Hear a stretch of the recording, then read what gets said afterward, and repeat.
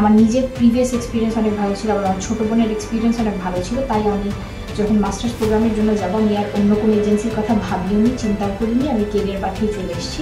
দেশে ফেরত এসে মাস্টার্সের কথা বলেছি এই ফেব্রুয়ারিতে, আর এখন এপ্রিল মাস, আর আমার সেমিস্টার মেতে, মানে আমার খুব অল্প সময়ের মধ্যে সমস্ত কিছু অনেক সুন্দরভাবে প্রসেস হয়ে গেছে, কোনো ঝামেলা ছাড়া।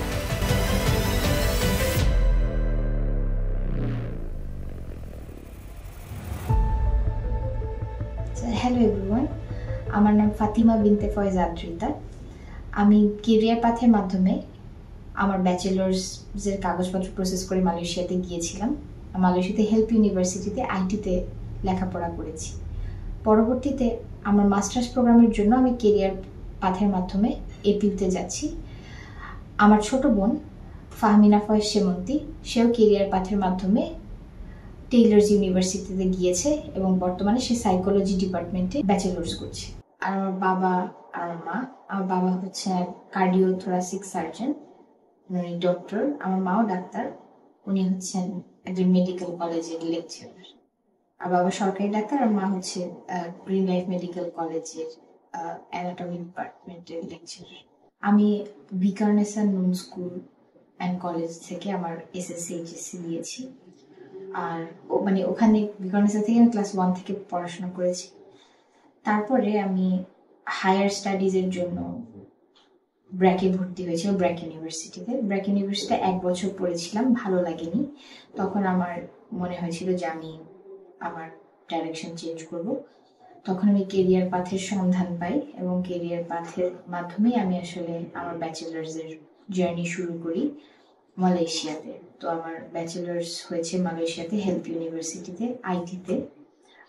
আমার প্রথমবারের এক্সপিরিয়েন্স কেরিয়ার পাথের সাথে এত ভালো ছিল, কারণ আমি যখন কেরিয়ার পাথের সন্ধান পাই, অ্যাকচুয়ালি আমি কোথায় যাব, কি করব না করব, আমার কোনো মানে উদ্দেশ্য ছিল না। আমার মানে খুব একটা ভালো জ্ঞানও ছিল না ইন্টারন্যাশনাল স্টাডি এর ব্যাপারে। এবং প্রথম যখন আমি আসি, আমি খুব ভীতু ছিলাম, আমি খুব ভয়ে ভয়ে সবার সাথে কথা বলছিলাম, কারণ আমি জানি না যে কি কথা বলতে হবে, কি চাইতে হবে।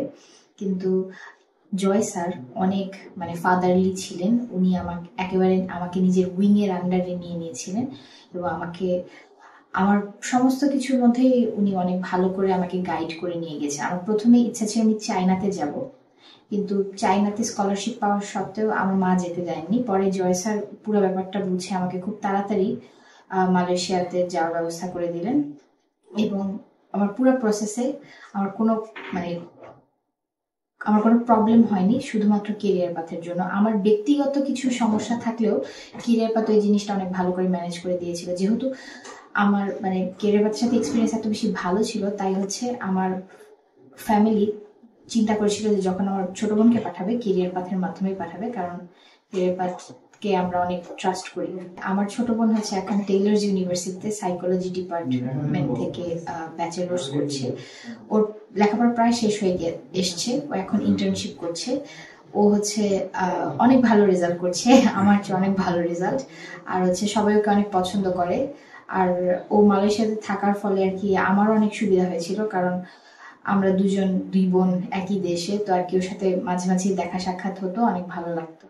এখন আমি যাচ্ছি এপিউতে, এশিয়া প্যাসিফিক ইউনিভার্সিটি, যেটা বুকিত জেলিলে।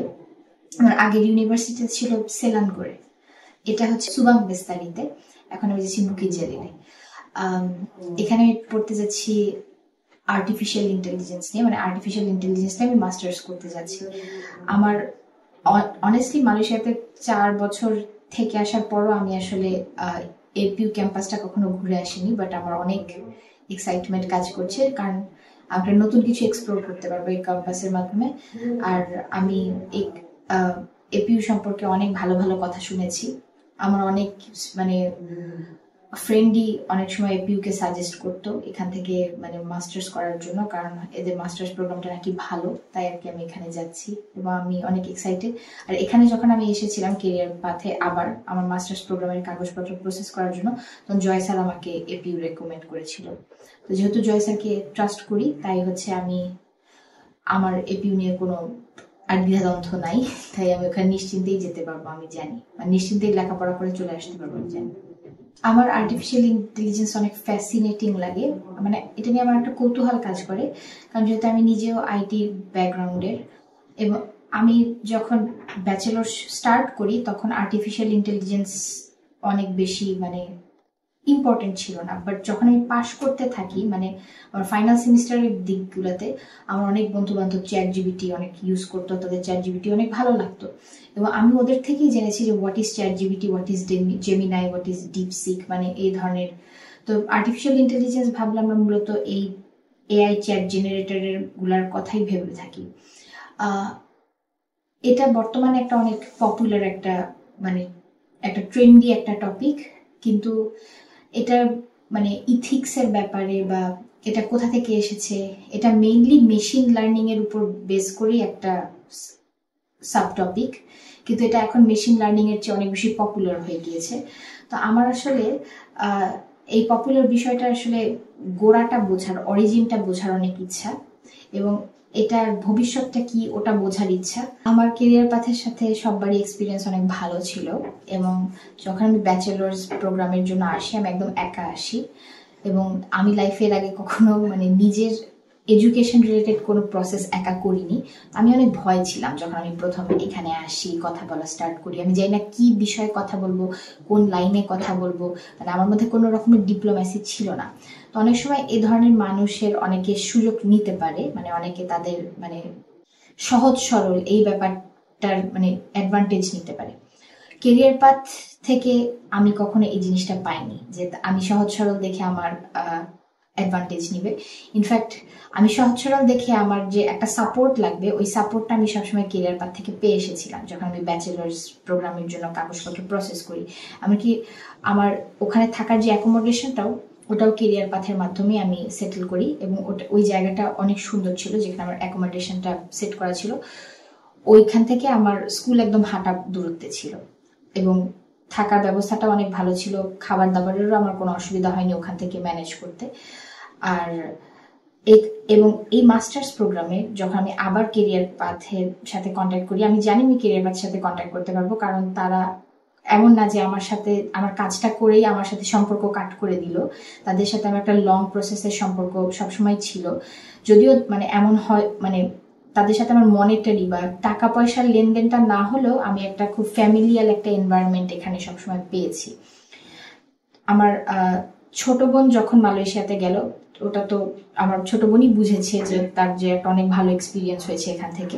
আমি অবশ্যই রেকমেন্ড করি কেরিয়ার পাথকে সবার জন্য, কারণ হচ্ছে আমি কখনো এটা জানতাম না এর আগে। আমি নিজে একটা মানে সীমাবদ্ধতা স্বীকার করি যে অনেক এজেন্সি যে মানুষকে ঠকায়, এই জিনিসটা আমি জানতাম না। তো কেরিয়ার পাথ এই জিনিসটা আমার সাথে কখনোই করেনি, আমার কারোর সাথে পরিচিত কারোর সাথেই করেনি।